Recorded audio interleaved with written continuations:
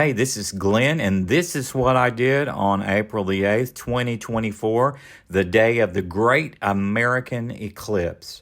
So I wanted to get into the zone of totality, which was the closest place was really Little Rock for us.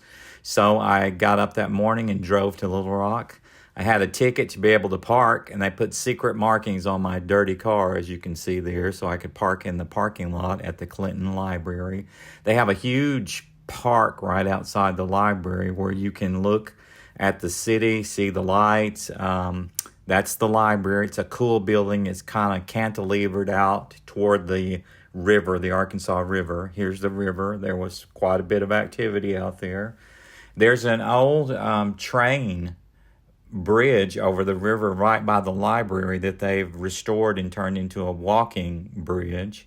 This is inside the library after the eclipse. That's why there's no one there at the moment. But they have several million pieces of documents and memorabilia from the Clintons' time in the White House. They have her Grammy that she won for recording her book, It Takes a Village, while she was in the White House. It's really cool. There's lots of things to see there. I know some people are probably not interested in that, but that's where I was at. There's a cool nature center right outside the library that you can walk on a boardwalk. There's the boardwalk again, and that ancient railroad bridge.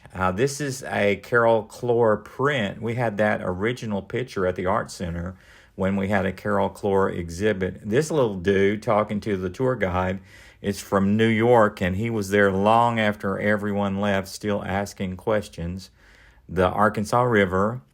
He flew down to Arkansas to see the eclipse, and he's trying to visit every capital in every state throughout his lifetime. So he got to mark off two different things during this visit.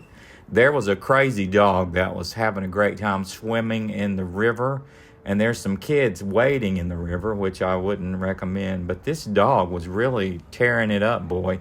He would swim way out into the river and stop and look up at the people on the bridge and just bark at us. But it's kind of cool that he could swim like that. I was a little bit scared of the current out there for him, but closer to eclipse time after lunch, people started to gather in the park. There were little groups all around. I really expected there to be a huge crowd there. That's why I was so early, but there never really turned out to be a big crowd. But as you can see, there's people starting to come into the park and stake out their place where they wanted to watch the eclipse. I met a few cool people from around the country who came to see the total eclipse. There's some people there in front of the library now. They had roped off an area out front for people who had tickets to the library, but we never needed that. This little lady had staked her place out, and boy, she was ready to take photos all throughout the eclipse. Little family out there by the river, enjoying the day and waiting on the eclipse with their glasses on. This is the railroad bridge that's been converted to a walking bridge where I was at during the eclipse. Another little group of people watching the eclipse, waiting, people laying all out up and down the park. And this is where I was located during the eclipse, and it's fast approaching. You can see the light has already changed temperatures as the darkness was heading our way. The nature center there, as you can see. And there was a big amphitheater full of people down in the river market close to this area that had several thousand people, I understand, there to watch the eclipse. And you can hear the crowd noises at some time throughout this video as the eclipse is approaching. You see the traffic never abated. Busy, as always. You can see the reflection of the sun down there in the little pond, slack water from the river. And one of the things that was so amazing to me was it was a really hot day in the 80s. And as the eclipse started to happen, even here, the temperature just dropped. It was just stunning how cool it got just all of a sudden. And you can actually hear the wind pick up as the cool moves into the area. I know other people mention that across the country. You can hear the crowd there in the distance as they cheer. Some people around me also screaming. You can hear the wind picking up there and the birds singing.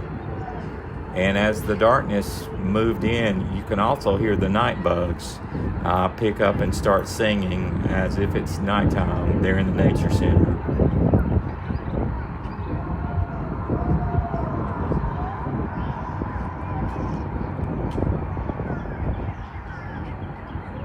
Traffic's still busy.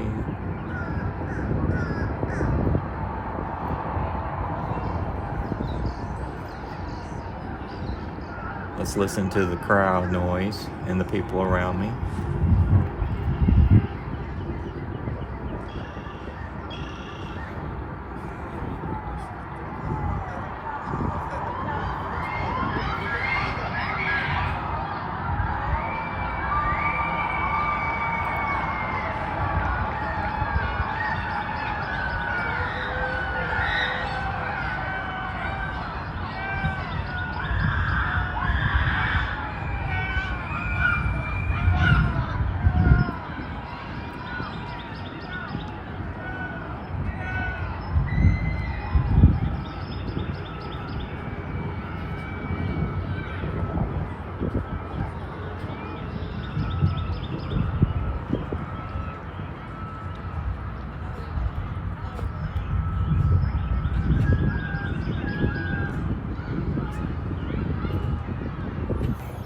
Time has been compressed on this video because I've taken out the sections in the complete darkness where I was running down the bridge to get to another spot.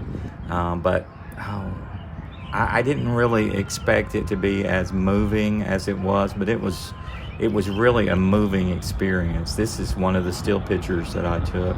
You can hear the night bugs here. This is as the light's getting a little brighter again now. You can see the restaurant under the library lit up. People are applauding as the light came back.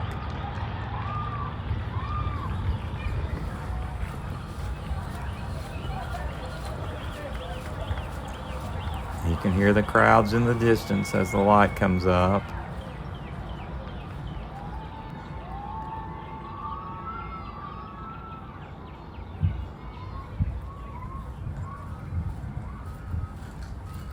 It just was an experience that I don't think I will ever forget.